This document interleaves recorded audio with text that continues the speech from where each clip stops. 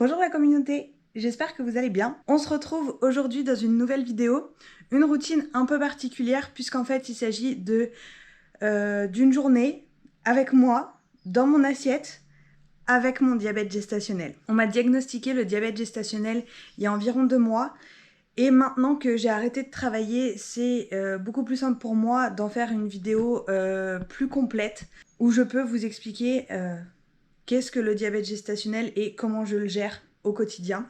Si j'ai décidé d'en faire cette vidéo, c'est simplement à titre informatif, un peu comme la FIV. Et le deuxième point qui me pousse à faire cette vidéo, c'est simplement parce que entre le diagnostic et ma prise en charge, il y a eu 3 semaines. 3 semaines pendant lesquelles j'ai dû faire mes propres recherches, j'ai dû m'informer moi-même pour mettre des choses en place avant d'être prise en charge par des professionnels de santé. Et j'ai trouvé ça super long. Donc du coup, je fais aussi cette vidéo pour aider les femmes qui sont dans le même cas que moi. J'espère que cette vidéo pourra vous aider et vous donner des informations sur le diabète gestationnel.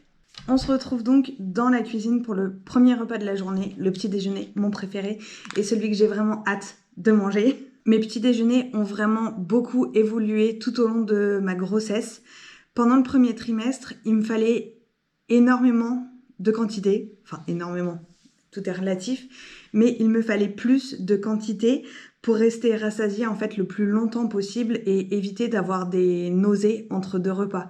Parce que mon premier trimestre, j'ai eu vraiment beaucoup de nausées et je me suis rendu compte qu'en mangeant, en fait, ça calmait les nausées. L'eau au citron aussi, ça calmait mes nausées. Mais d'avoir le ventre plein longtemps, ça m'évitait déjà de grignoter entre 2 repas et du coup, ça me permettait de ne pas avoir de nausées entre 2 repas. Et ma recette fétiche du premier trimestre, c'était le pain perdu. Je me faisais 2 tranches de pain perdu avec une montagne de fruits frais et c'était vraiment... mais beaucoup trop riche en glucides maintenant avec le diabète gestationnel, donc j'ai hâte de pouvoir en remanger quand même. Pendant le deuxième trimestre, on est passé sur quelque chose de beaucoup plus basique. Tartine de pain grillé avec du beurre, donc soit juste du beurre, soit beurre confiture, ou alors même parfois, souvent, du Nutella.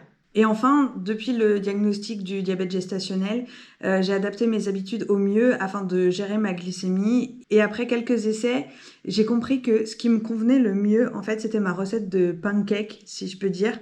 C'est une recette hyper basique que j'utilise depuis des années et qui a évolué avec moi en fonction de ma vie. Mais voilà, c'est à la fois hyper rapide, hyper simple, c'est sain, et selon comment tu l'agrémentes, ça peut être hyper gourmand. Pour cette recette, il faut donc une banane, 2 œufs, des flocons d'avoine et du beurre de cacahuète. Je vais commencer avec ma banane qui est très mûre et donc qui va être très sucrée. Donc pour le coup, je vais être obligée de réduire ma quantité de glucides, donc c'est-à-dire de réduire ma quantité de flocons d'avoine pour pas avoir une glycémie trop haute. Mais bon, je vais pas gâcher mes bananes dans tous les cas. Je vais d'abord l'écraser.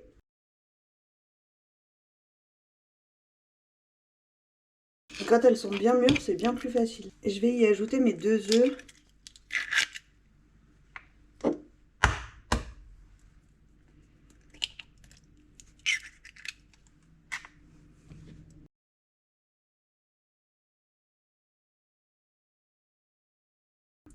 Normalement, j'en mets un peu plus, donc environ 30 grammes. Mais là, comme je disais, ma banane, elle est un peu mûre, donc je vais en mettre un peu moins que la dose habituelle.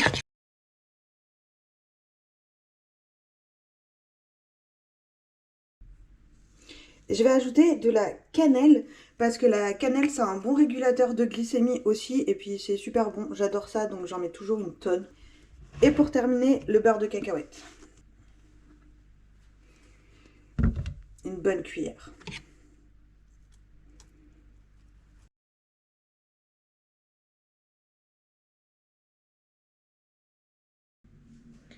Et il n'y a plus qu'à faire cuire dans une poêle huilée à l'huile de coco.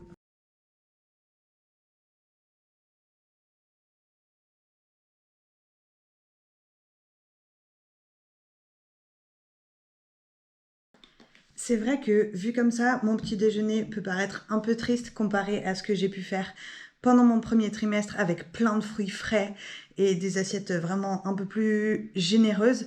Mais les fruits étant du sucre, il est recommandé avec le diabète gestationnel de ne manger qu'une seule portion de fruits à la fois.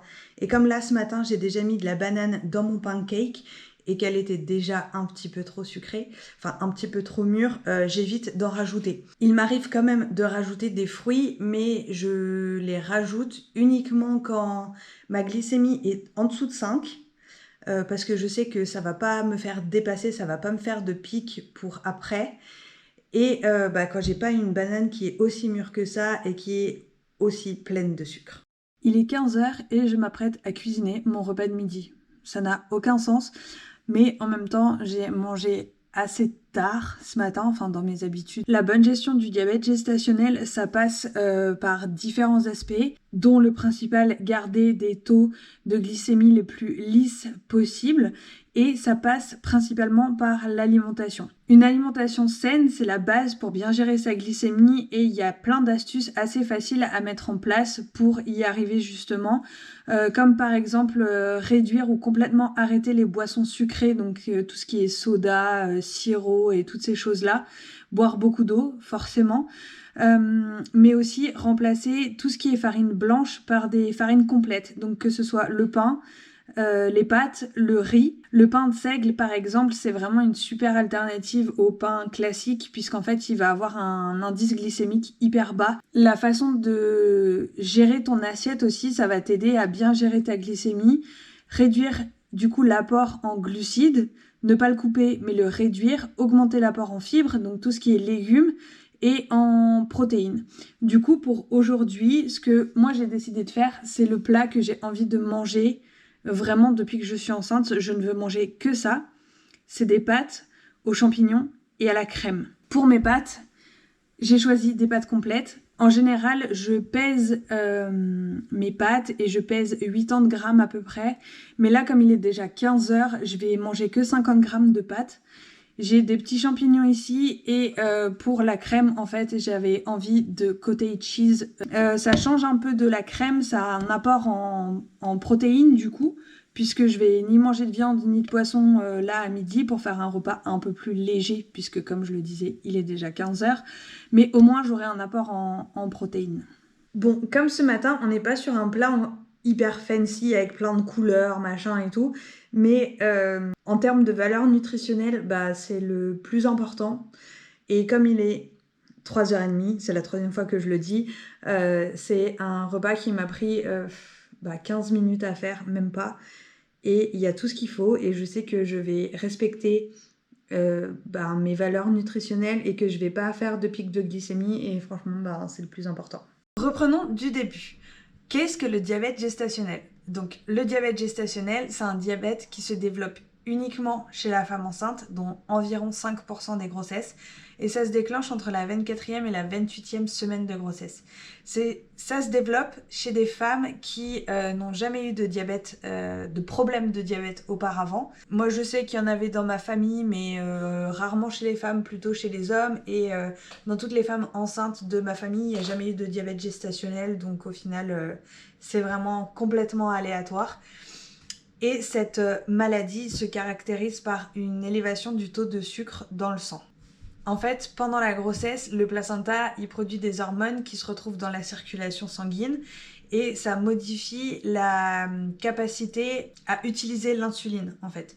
Et l'insuline, c'est ce qui permet de transformer les aliments en énergie et du coup, cette énergie, elle est stockée ensuite dans ton corps sous forme de sucre. Et c'est donc cette insuline qui permet au sucre qui a été créé de rentrer dans les cellules. Et quand l'insuline, elle fait plus son travail correctement, le sucre, il s'accumule petit à petit dans le sang et c'est à ce moment-là qu'il peut traverser le placenta et donc ça peut entraîner des problèmes pour ton bébé. Et comme son nom l'indique, le diabète gestationnel ne dure que le temps de la grossesse et donc disparaît à l'accouchement. On recontrôle quand même entre 6 à 8 semaines après l'accouchement avec un test d'hyperglycémie provoquée, donc le même test qu'on fait pour détecter le diabète. On refait ce test-là pour être sûr que tout soit rentré dans l'ordre. Il y a quand même certaines catégories de femmes qui sont à risque de développer un diabète gestationnel. Par exemple, cette chaise est insupportable.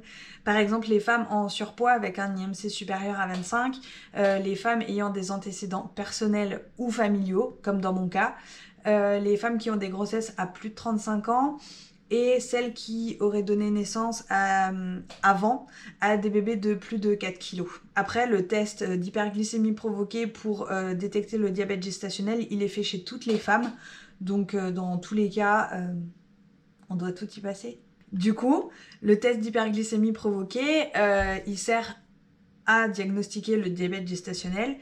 Et en gros, ce test, il consiste à mesurer ton taux de sucre dans le sang après avoir bu une boisson qui contient 75 grammes de sucre.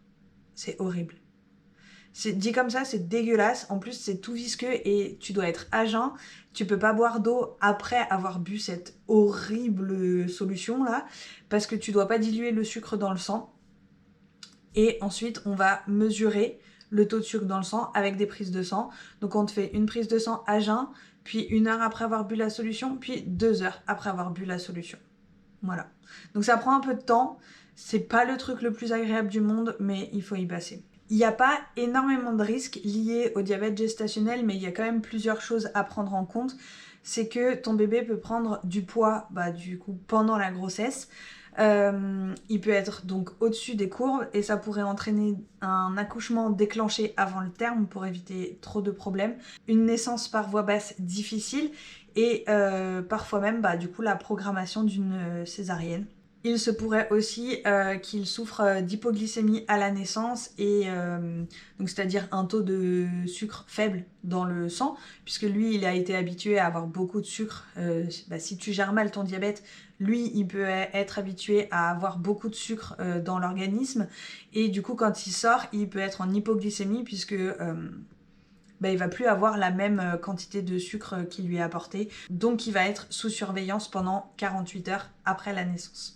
Et enfin, comment on gère son diabète gestationnel ? Déjà, on contrôle sa glycémie 4 fois par jour pour réguler ses repas. Donc on se pique le bout des doigts et on contrôle sa glycémie le matin à jeun, puis 2 heures après chaque repas.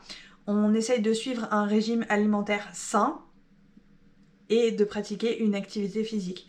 En fait, c'est les mêmes recommandations qu'on devrait faire dans la vie de tous les jours, en fait, tout simplement. Et avec ça, on rajoute évidemment un suivi régulier chez le gynécologue et pour ma part, un suivi chez le diabétologue et des rendez-vous avec un diététicien. J'espère que tout ça aura répondu à vos questions et vous aura aidé à comprendre le diabète gestationnel. Si vous avez d'autres questions, n'hésitez pas à me les poser en commentaire, j'y répondrai, ou alors à m'envoyer un message sur Instagram. Je suis assez dispo en ce moment pour y répondre rapidement.